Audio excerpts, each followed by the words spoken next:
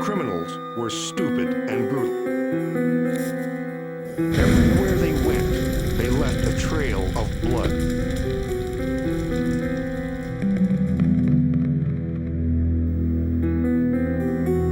Could bloodstain experts make sense of a senseless crime and decipher clues fast enough to stop the bloodshed?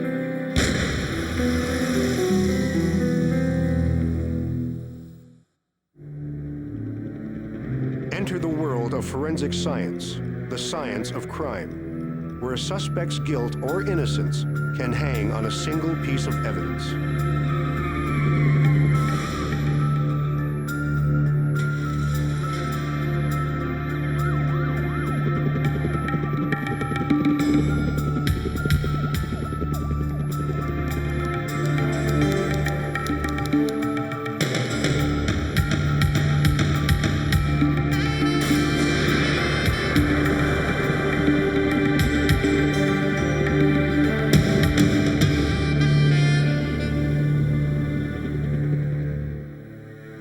Physics tells us that when any liquid strikes a surface, it creates an absolutely predictable pattern.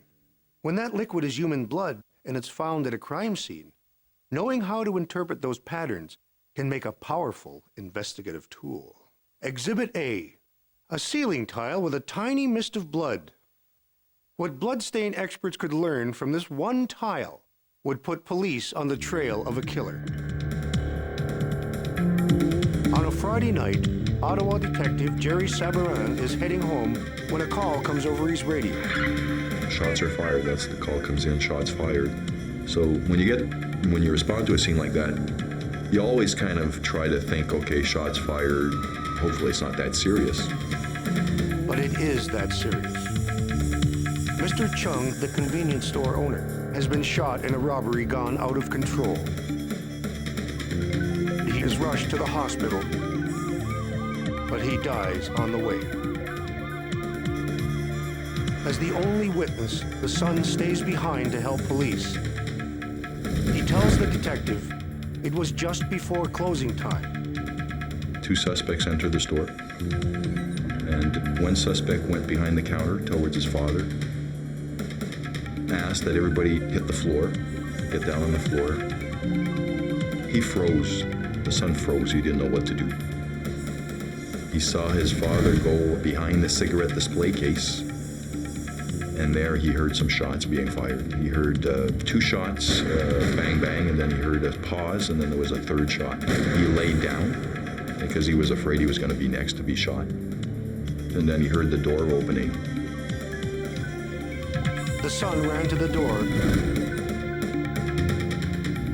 then to his father. His father told him, "Take care of your mother and sister,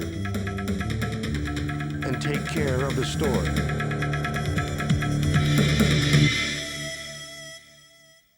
Unfortunately, convenience store robberies are some of the most difficult to solve. Few clues and too many suspects. And in this case, the robbers wore gloves and balaclavas.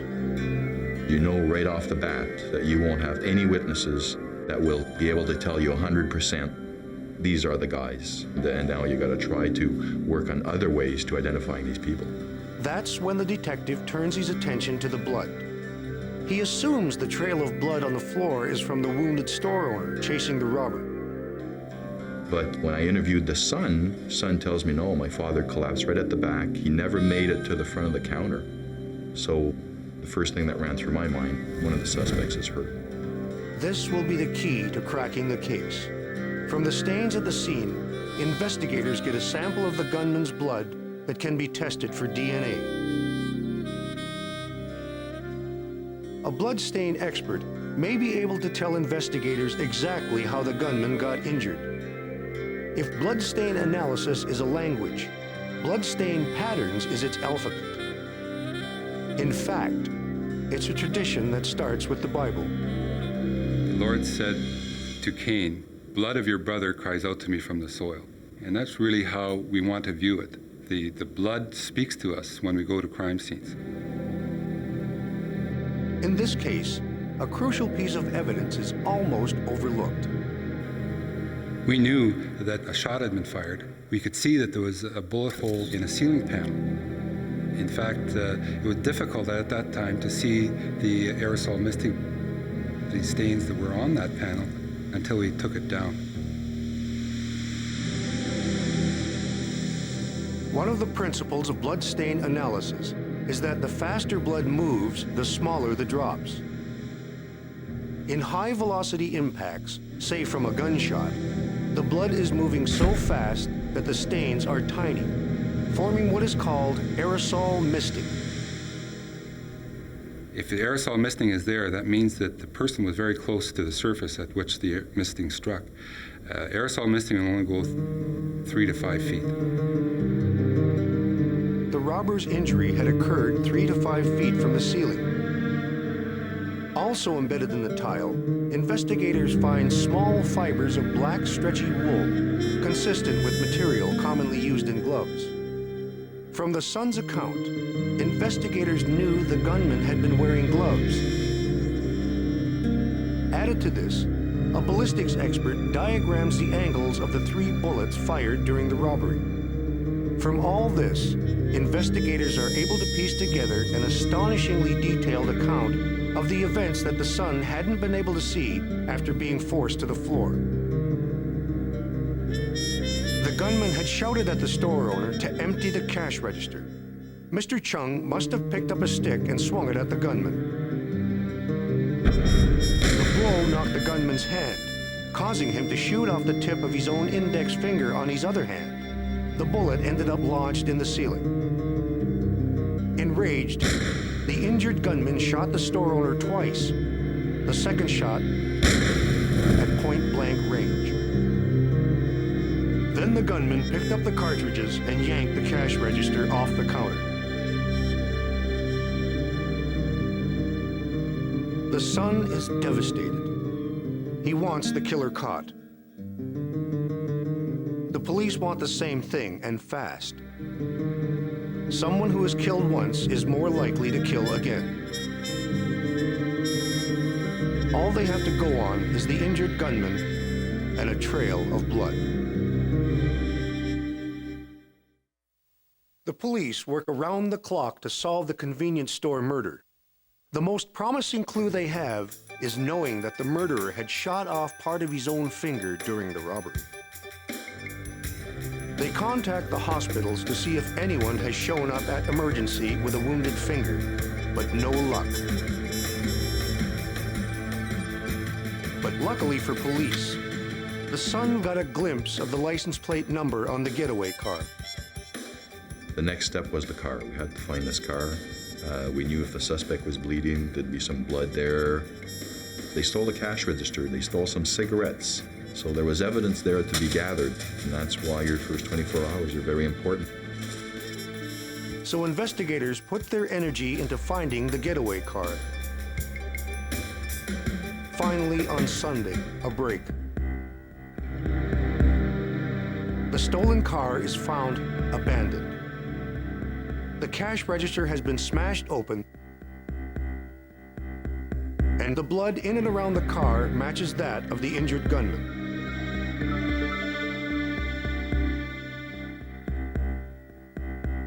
Also, all 4 tires are missing. It is one of the first clues that these aren't run-of-the-mill criminals. They're below the mill. Investigators have reached a dead end. The blood trail goes cold.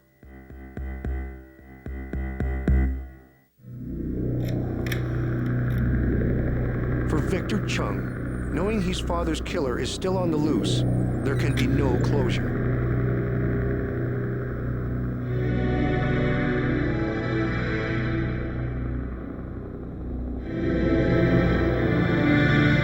The police wonder when the next blood clue will turn up.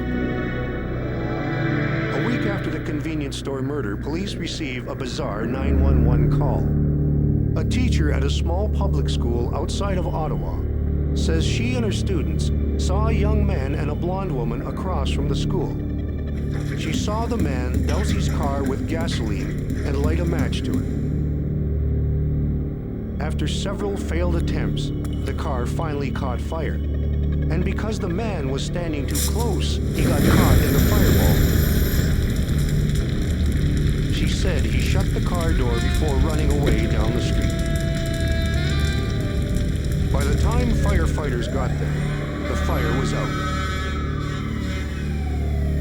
What the man didn't realize was that by shutting the car door, he starved the fire of oxygen. But just as the firefighters were about to leave, they noticed something grotesque: a fresh trail of blood. One of the officers at the detachment noted that there was some blood dripping from the trunk area, and he had placed a jar underneath the trunk where the blood was dripping into it. So there was so much volume of blood in that trunk that it required a jar to start to be filled up. They open the trunk expecting to find a body, but all they find is more blood. Inside the car, even more blood. Shortly after that, police get another 911 call to pick up the man who tried to torch the car. His name is Pierre Carrière, and he just happens to have a severely injured index finger. Though he denies any involvement with the convenience store murder the week before, again, the blood speaks. Police are able to get a warrant for the blood-soaked dressing from Carrière's finger. When the lab does a DNA analysis of Carrière's blood, it matches the blood on the ceiling tile and the floor of the convenience store. They can now put Carrière at the scene of the murder. In a dumpster outside Carrière's apartment, investigators find more incriminating evidence. They find 3 spent cartridges and a ripped-up photo of Carrière holding a .357 Magnum. When the gun is eventually located, a ballistics expert links the cartridges to the bullet that lodged in the ceiling tile and the bullet that killed Chung.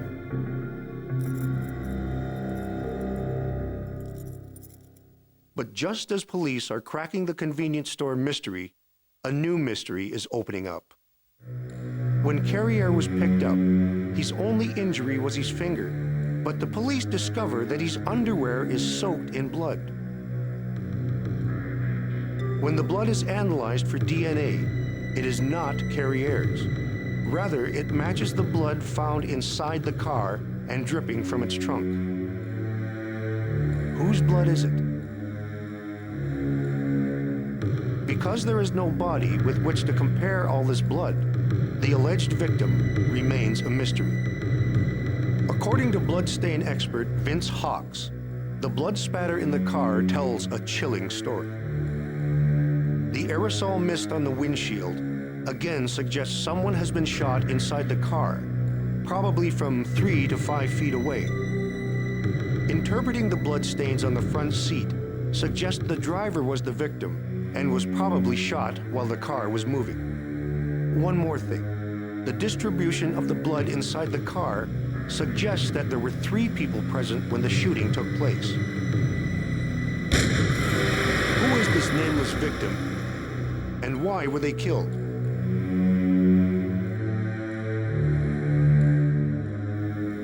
Well, the next thing that we were looking for really is that when the car was set on fire, we knew there was a girl, a woman that ran away from the scene. That's who we were looking for. Who is she? How did she fit into this bloody scenario? The answers would lead right back to the trail of blood that started with the convenience store murder. While police are still searching for the blonde seen with Carrière when he tried to torch the blood-stained car, the story takes another gruesome turn. A farmer's dog drags home a plastic bag containing a human body part. Further investigation reveals other bags stuffed with body parts near the farmer's property. DNA tests will prove they come from the same body. And the DNA is consistent with the blood in the torched car and on Carrière's underwear. Meanwhile, police have run a check on the torched car's license plate and find out it is registered to a Marc Dubois. Police discovered Dubois was a friend of Carrier's. Where is he now? And how does he figure into this horrific chain of events? Then police get a second tip. Another farmer near where the dog found the body parts tells investigators about seeing a man and a blonde woman building a suspicious bonfire days before at an abandoned barn. When police sift through the ashes, they find remnants of clothing, shoes, and a wallet. They also find a tiny metal strip, the kind embedded in social insurance cards for identification purposes. They discover it belongs to Marc Dubois. It is beginning to look as if Marc Dubois was murdered in his own car. But why? And by whom?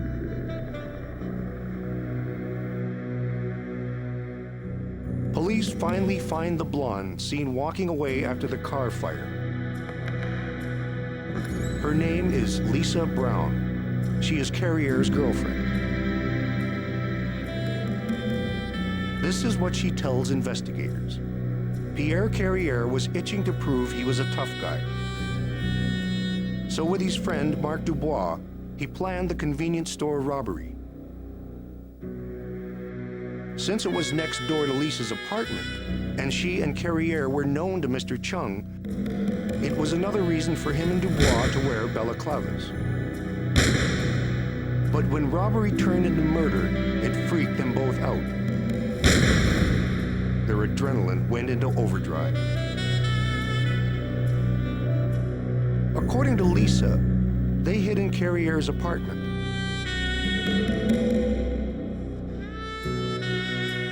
Paranoia began to set in. Carrier was afraid that a photo he'd taken a few days earlier posing with the murder weapon might be used against him. So he ripped it up. Then, in a flash of brilliance, he put all the pieces into a bag of garbage, along with the 3 spent cartridges from the robbery, and tossed the whole thing into a dumpster outside his apartment. That was the bag of incriminating evidence the police had found. Meanwhile, according to Lisa, Marc Dubois was ready to crack. He hadn't been the gunman, but he was terrified he'd be convicted of the shooting.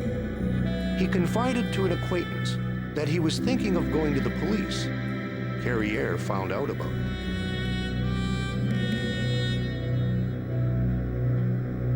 He told Lisa that he had no choice but to kill Dubois.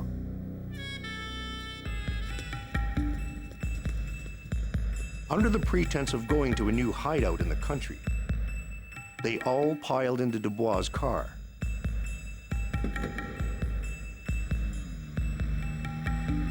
Then, as Marc Dubois drove along a secluded stretch of country road, he was murdered.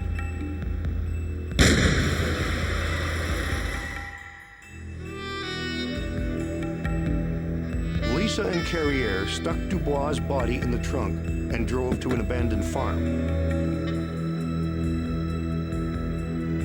According to Lisa, the next morning, Carrier dismembered it with a chainsaw, stuffed the body parts into plastic grocery bags, and burned their clothes and all of Dubois' things. That was where investigators later recovered the metallic strip that identified Marc Dubois. Then Carrier and Lisa pitched Dubois' body parts along a roadside, which was where the farmer's dog found them. After that, Carrier tried to burn the car to get rid of it as evidence.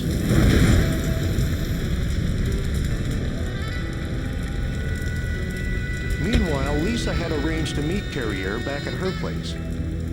But Carrier got lost and was eventually caught. But there is still the question of who killed Dubois. That's when the blood speaks one last time. All the bloodstains within this scenario confirm that the driver was seated in the driver's seat at the time of impact, and the driver was shot from behind because the projected stains were forward onto the windshield and onto the left side of the window. Knowing Marc Dubois would be suspicious if he, Carrière, sat in the back, Carrière sat next to Dubois. Lisa sat in the back.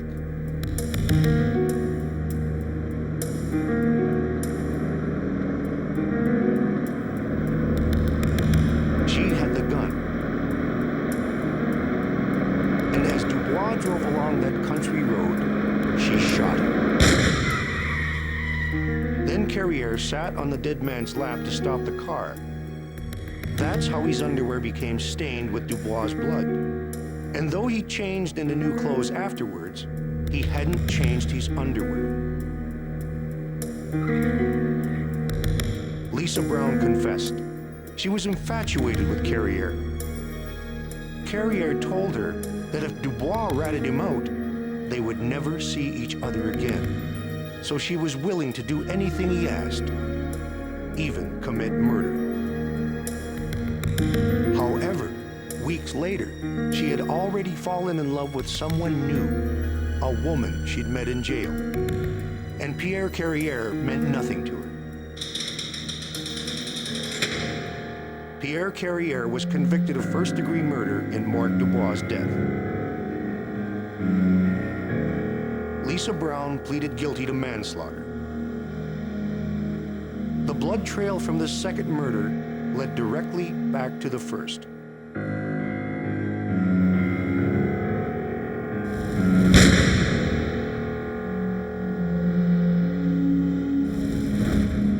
Pierre Carrière was convicted of the second-degree murder of the store owner. Blood was the key to unlocking the whole grisly story. Luckily, a dedicated investigator and a team of forensic experts were able to decipher the blood-stain patterns and solve 2 brutal homicides. Marc Dubois lost his life because he was a follower who followed the wrong person.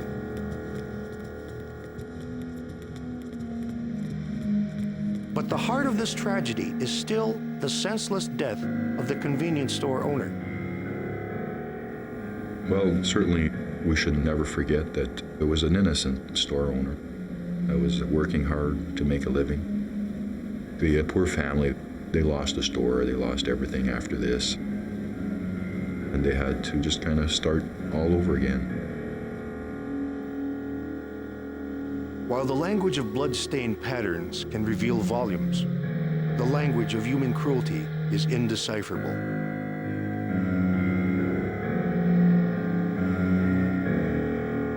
There was less than $200 in the cash register.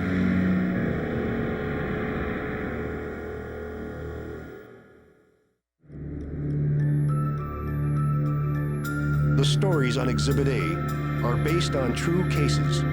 The forensic scientists and investigators are the actual individuals who worked on the cases. The names of the victims are fictitious. The names of the guilty are real.